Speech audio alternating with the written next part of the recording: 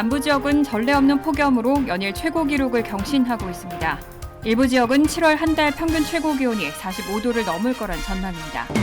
요즘 데스밸리의 기온은 화씨 50도를 넘나들고 있는데 이런 극한의 무더위를 체험하겠다는 관광객들의 발길이 끊이지 않고 있습니다. 맨하탄 60가 남단으로 진입하는 차량에 교통 혼잡료를 부과하려는 뉴욕시의 계획에 뉴저지 정치인들이 중단을 요구하는 소송을 제기했습니다.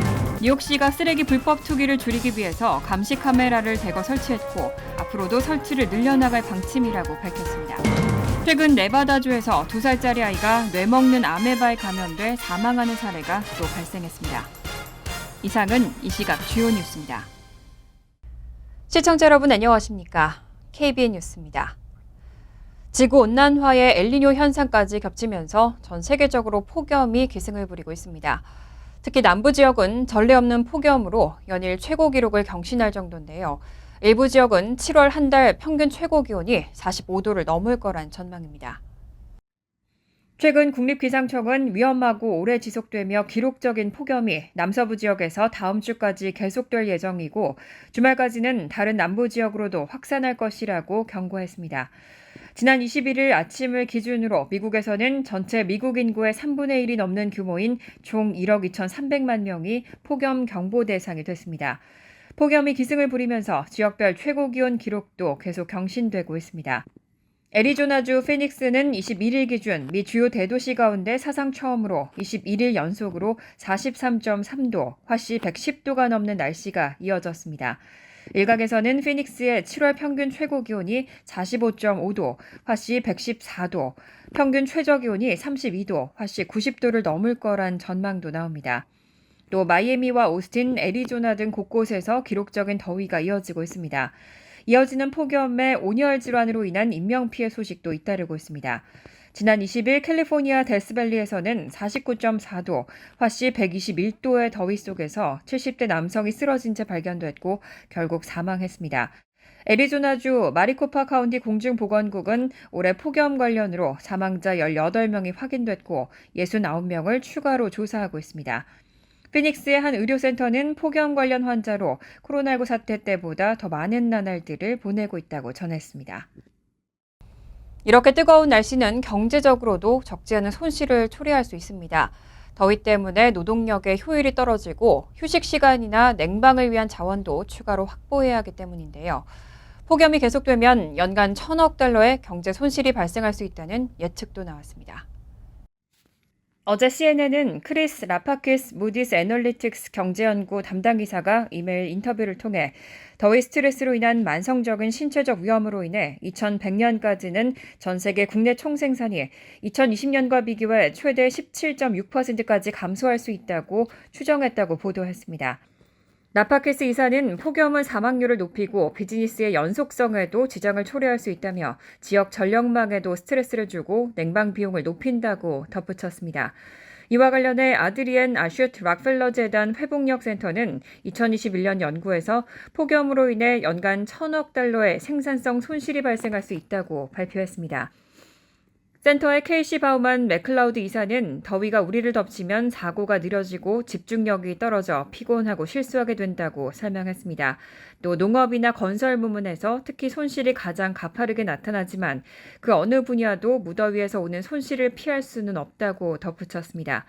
캘리포니아 대학교 샌디에이고 캠퍼스 경제학 교수 조슈아 그라프지비는 지금까지는 폭염이 야외 관련 산업에서 관리해야 하는 문제였지만 점점 더 극단적으로 변하는 폭염은 기업과 경제에 점점 더 큰 걸림돌이 될 것이라고 지적했습니다.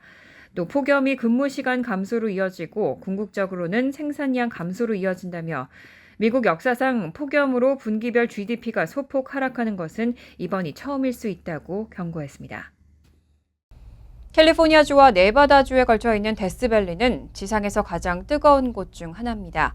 요즘 기온은 화씨 50도를 넘나들고 있는데 오히려 이런 극한의 무더위를 체험하겠다는 관광객들의 발길이 끊이지 않고 있습니다. 가디언에 따르면 캘리포니아주와 네바다주에 걸쳐 있는 협곡인 데스밸리 국립공원에서는 올 여름 기온이 섭씨 50도를 넘나드는데도 불구하고 관광객 발길이 끊이지 않고 있습니다. 데스밸리는 1913년 기온이 56.67도까지 올라 한때 세계 최고를 기록한 곳입니다. 올 여름엔 이미 지난 14일 54.4도를 찍으면서 종전 기록을 위협하는 최악의 폭염이 이어지고 있습니다.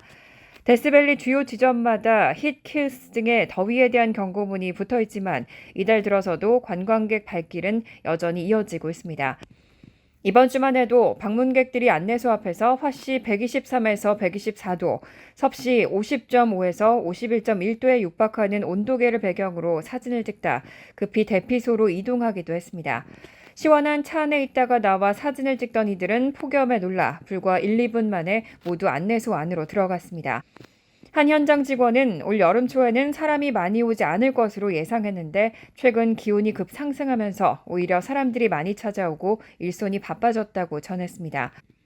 데스밸리 측에 따르면 3월에서 4월, 7월에서 8월이 각각 성수기인데 한 달 방문객이 10만 명 정도에 달합니다. 해당 직원은 사람들이 이곳의 무더위를 체험하고 싶어 하지만 폭염이 인체에 어떤 영향을 미치는지 잘 모르는 것 같다고 덧붙였습니다. 실제로 지난 18일에는 데스밸리 하이킹 코스에서 71세 남성이 쓰러진 것을 포함해 이달 들어서만 2명의 사망자가 나왔습니다. 맨하탄 60가 남단으로 진입하는 차량에 교통 혼잡료를 부과하려는 뉴욕시 계획에 뉴저지 정치인들이 중단을 요구하는 소송을 제기했습니다. 뉴욕타임스 보도에 따르면 지난 21일 랜디 마스트로 변호사는 필머피 뉴저지 주지사와 뉴저지를 지역구로 둔 로버트 메넨데즈 상원의원, 조시 고타이머 하원의원을 대리해 뉴저지주 연방지방법원에 소장을 제출했습니다. 소장에는 뉴욕시의 혼잡 통행료 도입 계획을 승인해준 연방도로청의 결정에 이의를 제기하고 이를 중단하라는 내용이 담겼습니다. 뉴욕시는 이르면 내년 봄부터 맨하튼 60번가 남쪽 미드타운으로 진입하는 차량 운전자들에게 혼잡 통행료를 부과할 예정이고 이미 21일부터 맨하튼 61가와 웨스트앤 애비뉴에서는 통행료 징수를 위한 캐시리스 방식 톨 시설을 설치하는 작업도 시작됐습니다. 통행료 액수는 아직 미정입니다. 다만 메트로폴리탄 교통공사는 지난해 보고서에서 출퇴근 시간대 최대 23달러를 제시한 바 있습니다. 그런데 뉴욕시에서 일하는 근로자의 80%는 뉴저지에 거주하는 것으로 알려진 만큼 이 계획이 실행되면 출퇴근에 큰 타격을 받을 것으로 예상되고 있습니다. 원고는 소장에서 업무상 맨하튼으로 이동하는 뉴저지 운전자들에게는 통행료를 부과해서는 안 된다고 촉구했습니다. 또 운전자들이 통행료를 피하기 위해 우회할 경우 뉴저지주 버겐 카운티 등 다른 지역의 교통량이 늘어날 것으로 예상하면서 해당 지역의 환경 악화가 우려된다고 지적했습니다. 하지만 캐시 호컬 뉴욕 주지사는 뉴저지 측 소송에 대해 혼잡 통행료는 결국 부과될 것이라며 강행 의지를 밝혔습니다. 뉴욕시가 쓰레기 불법 투기를 줄이기 위해서 단속을 강화하고 있습니다. 400만 달러를 투입해서 지난 2개월간 감시 카메라를 대거 설치했고 앞으로도 늘려나갈 예정입니다. 쓰레기 불법 투기로 적발될 경우 벌금은 최소 4,000달러입니다. 에릭 애덤스 뉴욕시장은 취임 후 뉴욕시에서의 쓰레기 불법 투기를 막기 위해서 약 400만 달러를 할당한다고 밝힌 바 있습니다. 현재 뉴욕시에서는 가정용 쓰레기나 가구, 산업 쓰레기와 건설 잔해물 등을 차를 이용해 본인의 거주 지역이 아닌 다른 지역의 거리나 개인 공간, 공공장소 등에 버리는 것을 금지하고 있습니다. 때문에 감시 카메라를 활용해서 적극적으로 이런 쓰레기 불법 투기를 잡아내겠다는 방침입니다. 실제로 뉴욕시 청소국은 지난 5월부터 뉴욕시 5개 보로 곳곳에 쓰레기 불법 투기 감시 카메라 총 122개를 설치했습니다. 이에 따라 뉴욕시에 숨겨진 쓰레기 감시 카메라는 총 165대로 늘었습니다. 올여름 내에는 감시 카메라 115대를 추가로 설치할 계획인 만큼 다음 달 말경이면 감시 카메라가 280개로 확대될 전망입니다. 현재까지 뉴욕시에서는 쓰레기 불법 투기로 약 164건의 티켓이 발부됐는데 실제로 이 가운데 105건이 카메라를 통해 불법 투기를 잡아낸 사례입니다. 적발될 경우 벌금은 건당 4,000달러부터 시작하고 불법 투기에 사용했던 차량은 벌금을 완납할 때까지 시 청소국이 압수합니다. 시 청소국은 효과적인 감시를 위해 카메라의 위치는 공개하지 않고 있습니다. 다만 최근 퀸즈 남동부와 브루클린 밀리엄스버그 등에서 카메라를 통해 불법 투기를 적발하고 벌금을 부과한 것으로 전해졌습니다. 뉴욕주가 전기차 지원 확대를 위해서 총 2,900만 달러를 새롭게 지원합니다. 연방정부 지원금 7,500달러와는 별도로 최대 2,000달러를 더 지원하겠다는 방침도 밝혔습니다. 지난 19일 캐시 호컬 뉴욕 주지사는 지난달을 기준으로 주내 도로에서 운행 중인 전기차가 15만 대로 당초 목표를 달성했다고 밝혔습니다.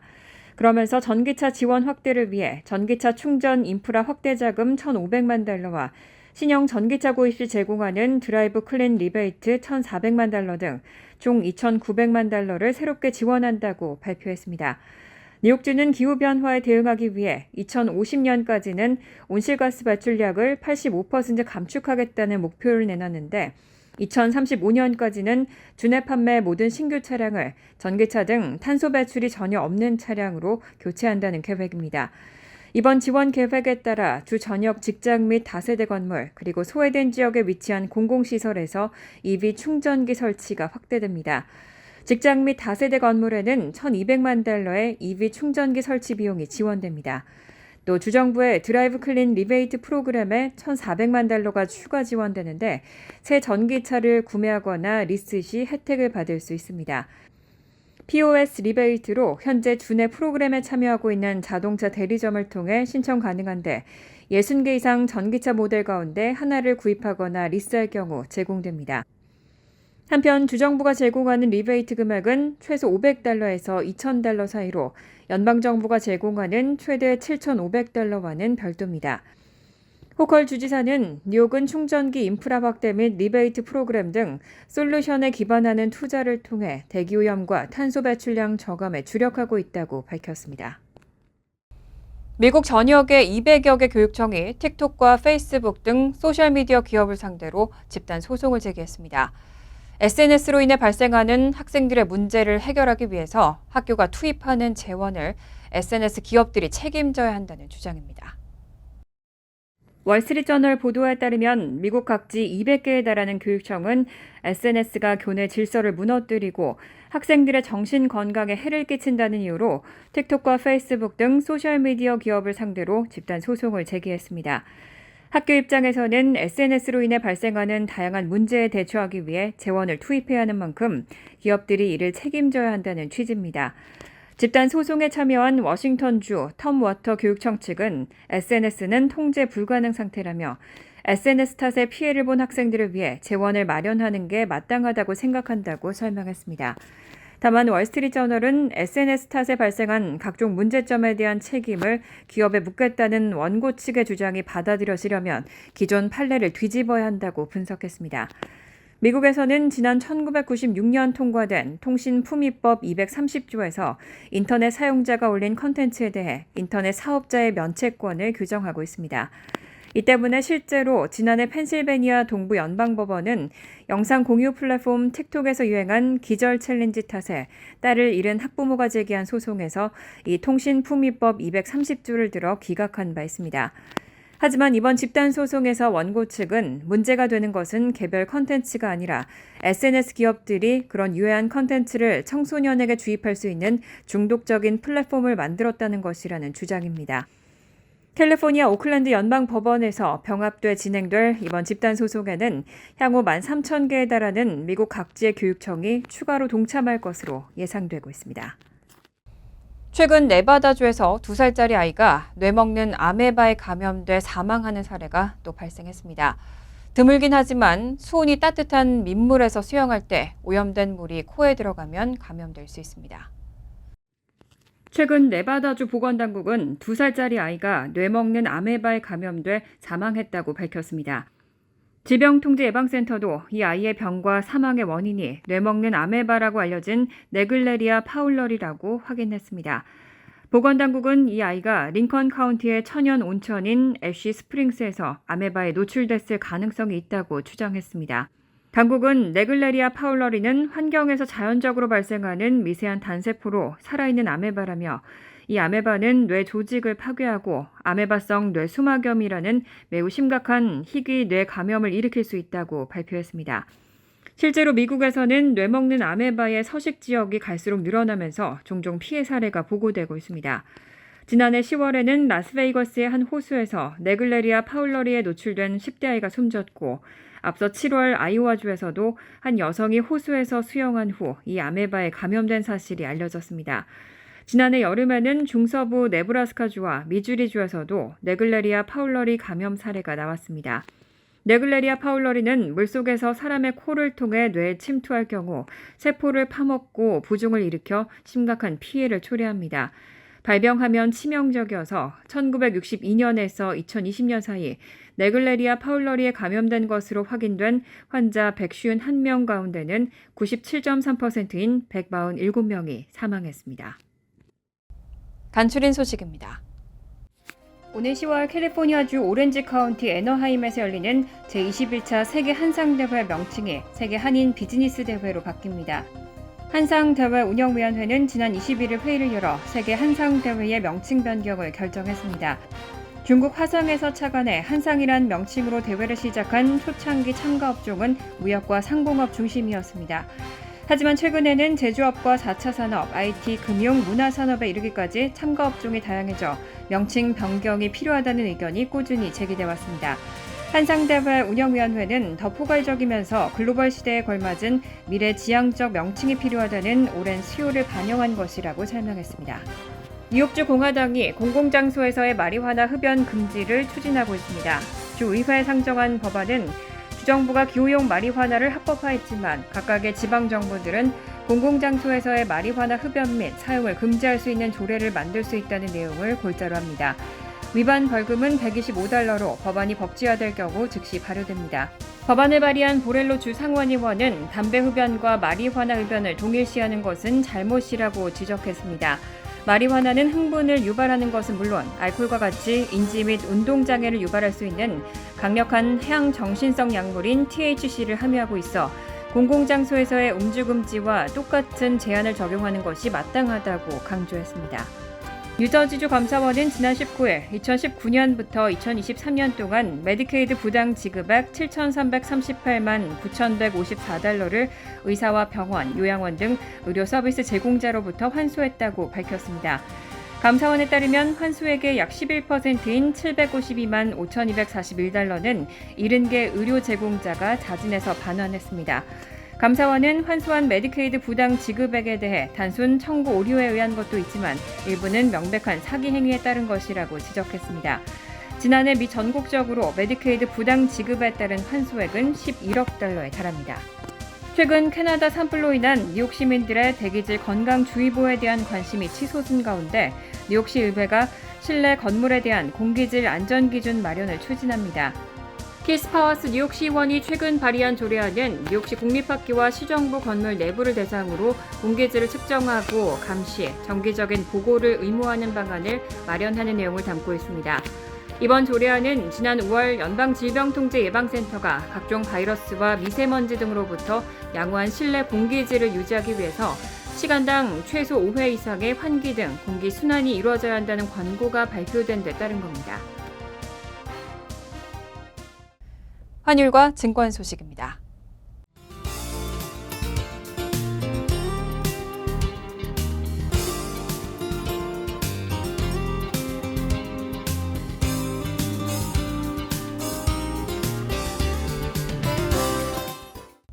이어서 날씨입니다. 화요일은 화창한 가운데 적지만 천둥 번개를 동반한 소나기 내릴 가능성이 있습니다. 낮 최고 기온은 85도, 섭씨 29도, 밤 최저 기온은 71도, 섭씨 22도로 예상됩니다. 수요일은 화창하겠습니다. 목요일도 화창한 날씨가 이어지겠습니다. 이상으로 KBN 뉴스를 마칩니다. KBN과 함께 즐거운 저녁 되시기 바랍니다.